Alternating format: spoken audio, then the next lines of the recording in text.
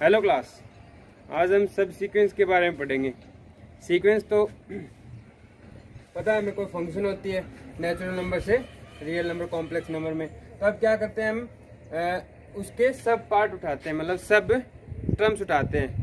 जितने भी टर्म हैं उनमें कुछ स्पेशल टर्म उठा रहे हैं, उन टर्म्स को मिला के एक सीक्वेंस बनाएंगे। उस सीक्वेंस को हम सब सीक्वेंस बोलते हैं, उस सीक्वेंस की। तो देखो इसकी डेफिनेशन, तो पहले तो मैं एक एग्जांपल समझाता हूँ सब सीक्वेंस कौन सी होती है। जैसे एक हम ये सीक्वेंस ले रहे थे xn is equal to 1/n, तो इसमें टर्म क्या आ रही थी 1, 1/2, 1/3, 1/4 डॉट डॉट डॉट। ठीक है, ये क्या है n इज इक्वल टू 1 के लिए, 2 के लिए, 3 के लिए, 4 के लिए, ऐसे चलता जाएगा। तो अब देखो, जो हम क्या ले थे x नेचुरल नंबर ले थे ना, तो हम नेचुरल नंबर की एक पहले सीक्वेंस उठाएंगे, सब सीक्वेंस या सीक्वेंस जो भी है। जैसे कुछ टर्म उठाए, जैसे इवन नंबर उठा रहे हैं सीक्वेंस में 2, 4, 6, 8, 10।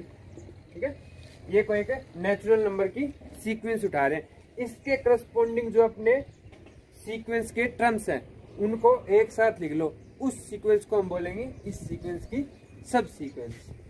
इन टर्म्स के करस्पॉन्डिंग अपने पास जो सीक्वेंस है वो क्या नंबर देगा 1/2, 1/4, 1/8, सॉरी 6, 1/8, 1/10, और ये चलता जाएगा। तो ये भी एक, ये इसकी सब सीक्वेंस है। ठीक है, ऐसे ही हम और भी उठा सकते हैं। जैसे ये तो इवन नंबर उठाया, ओड नंबर भी उठा सकते हैं 1, 3 और 5, 7, 9। तो इसके करस्पॉन्डिंग जो अपने फंक्शन अपनी जो सीक्वेंस है उसकी टर्म्स लिख लो 1, 1/3, 1/5, 1/7। तो ये भी क्या होगी इसकी, ये भी इसकी सब सीक्वेंस है। मतलब अपनी जो सीक्वेंस है, मेन सीक्वेंस की जो टर्म्स है उनमें स्पेशल कुछ स्पेसिफिक, मतलब हम डिफाइन कर रहे हैं, कुछ टर्म्स को ले रहे हैं, उठा रहे हैं वहां से, तो इसको एक साथ लेके इसको एक सीक्वेंस बना रहे हैं। तो ये जो सीक्वेंस है वो इसकी सब सीक्वेंस है, क्योंकि इसकी हर एक टर्म इसी सीक्वेंस में से आई है। ठीक है, तो इस सीक्वेंस को इसकी सब सीक्वेंस बोलेंगे। ठीक है, अब आती है इसकी definition. Let xn be a sequence. Xn be a sequence, and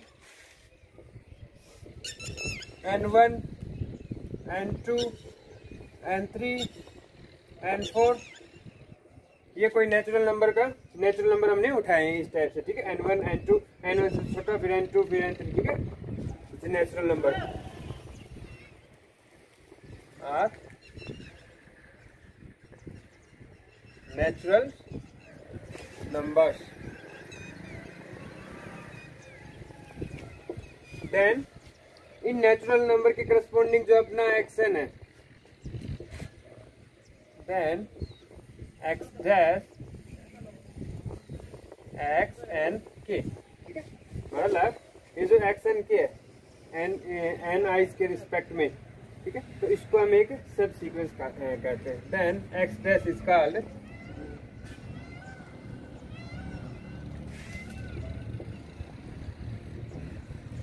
सब सीक्वेंस ऑफ एक्स। ठीक है बच्चों, तो इसके एग्जांपल हमने देख लिए कौन से होते हैं, और देख लो कोई एक दो। जैसे अपने पास ये ले रहे हैं x इज इक्वल टू -1 की पावर n। तो इसमें देखो इसकी टर्म्स क्या क्या आ रही है।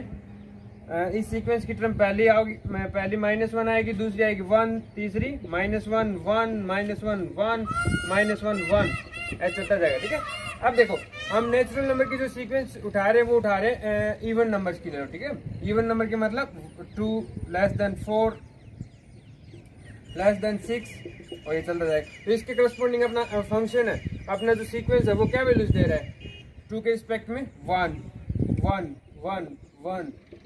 ठीक है, तो एक जो सीक्वेंस बन गई, ये इसकी सब सीक्वेंस है।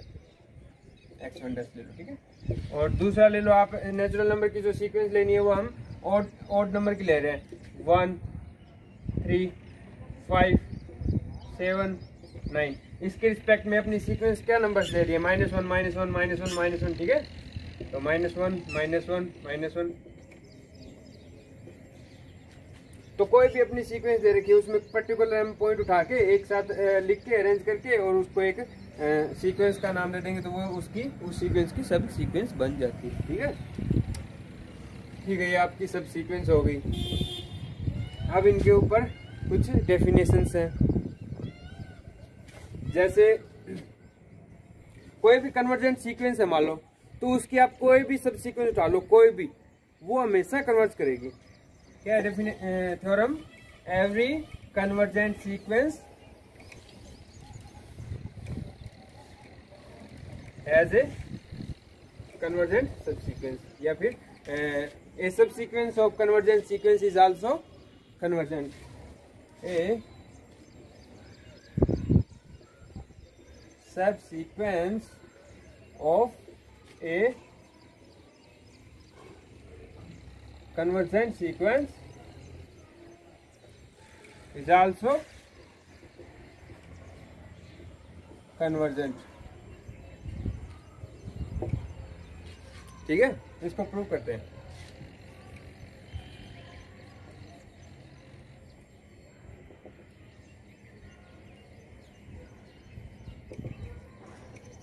तो अपने को क्या दे रखा है, हम एक सब सीक्वेंस उठा रहे हैं, किसकी? कोई एक कन्वर्जेंट सीक्वेंस की। तो let x is equal to xn be a convergent sequence. xn को हम एक कन्वर्जेंट सीक्वेंस ले रहे हैं और एक इसकी सब सीक्वेंस उठा रहे हैं,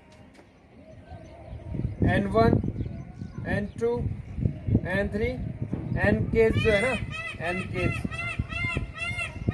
इसके रिस्पेक्ट में हम सब सीक्वेंस ले रहे हैं, x dash is equal to xn k, नाम दीजिए इसका, ठीक है। हमें दिखाना है कि ये जो xn k है also converge and same point पे कन्वर्ज करेगी, ये हो रहा है, ठीक है।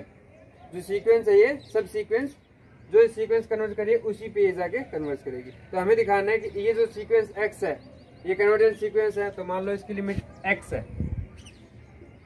Limit of xn is equal to x। तो हमें दिखाना है जो xn k है ये भी कहाँ पे कन्वर्ज करेगी, x पे कन्वर्ज करेगी। देखो x अपने को कन्वर्जेंट दे रखी है जिसकी लिमिट x दे रखी है, तो हम इसकी एप्सिलॉन डेफिनेशन से क्या बोलेंगे कि एवरी, कोई भी गिवन एप्सिलॉन है, for given epsilon, for given epsilon greater than 0 there exists a natural number k, there exists a natural number k belong to natural number such that xn minus x is less than epsilon for all n greater than equal to k। तो एक ऐसा natural number k मिलेगा जिसके आगे जितने भी n होंगे उनके करस्पॉन्डिंग xn है वो क्या होगा, xn माइनस x का जो डिफरेंस है वो लेस देन एप्सिलॉन से हम कर सकते हैं, ठीक है। अब देखो यहाँ पे देखो ये n के ले रहे हैं, जो n1 है ऑब्वियस सी बात है, या तो 1 से 1 के इक्वल ले सकते हैं या 1 से बड़ा ही लेंगे, ठीक है। तो ऑब्वियस सी बात है कि n1 is greater than equal to 1, n2 is greater than equal to 2, n3 is greater than equal to 3। तो ऐसे यहाँ से क्या बोल सकते हैं, nk is greater than equal to k, ठीक है। तो देखो हमारी जो सब सीक्वेंस है उसके लिए भी ये सेम के काम कर जाएगा। कोई भी सीक्वेंस या सब सीक्वेंस है उसको हमें कन्वर्जेंट दिखाने के लिए क्या करेंगे, या फिर कोई लिमिट दिखानी कि ये x उसकी लिमिट है, तो हम क्या करते हैं, कोई एक ऐसा k मिल जाए कि x and k minus x is less then epsilon हो जाए, ठीक है। तो अब देखो हम क्या कर रहे हैं, ये टर्म्स जो ली थी करस्पॉन्डिंग हम फंक्शन जो सीक्वेंस ले रहे हैं, तो ये n k वो ऑब्वियस सी बात है इससे k से बड़ा ही होगा, ठीक है। तो इस सीक्वेंस के लिए भी हमें k मानना होता है या फिर k ढूंढना होता है, वो k ढूंढ लिया हमने, वो सेम k है जो पहले वाली एक्शन जो सीक्वेंस है उसके करस्पॉन्डिंग। तो अब हम यहाँ से क्या बोल सकते हैं, इसमें क्या हो रहा है कि k से जितने बड़े n है उसके corresponding action minus x is less then epsilon होता है, और यहाँ से हम क्या देख रहे हैं कि x n k वो k से बड़ा है, तो k से बड़ा है तो इसके मतलब क्या कर देंगे, x n k minus x is less than epsilon. ठीक है, ऐसा बोल सकते हो। और ये किसके लिए हो रहा है? फॉर ऑल केसेस जितने बड़े हैं एन के उनके लिए, फॉर ऑल एन के ग्रेटर देन इक्वल टू। तो ये डेफिनेशन किसकी होगी कि एक्स एन के जो सीक्वेंस है, सब सीक्वेंस है वो एक्स पे कन्वर्ट करती है।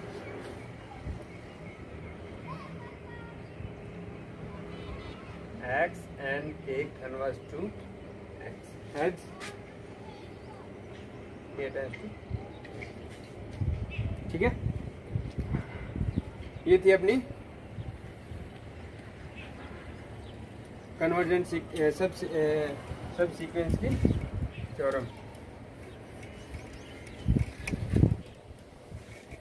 अब कुछ और रिजल्ट भी है। ये तो रिजल्ट था कि कोई भी कन्वर्जेंट सीक्वेंस है तो उसकी सब सीक्वेंस हमेशा कन्वर्जेंट होती ही होती है। अब दूसरा रिजल्ट देख सकते हो आप, डाइवर्जेंट सीक्वेंस का भी देख सकते हो।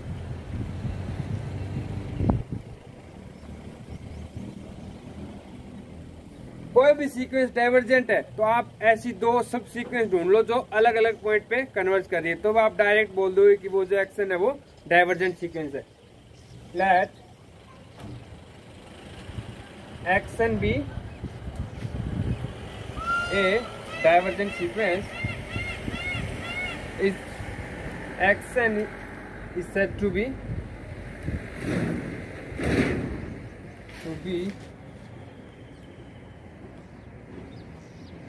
Divergent sequence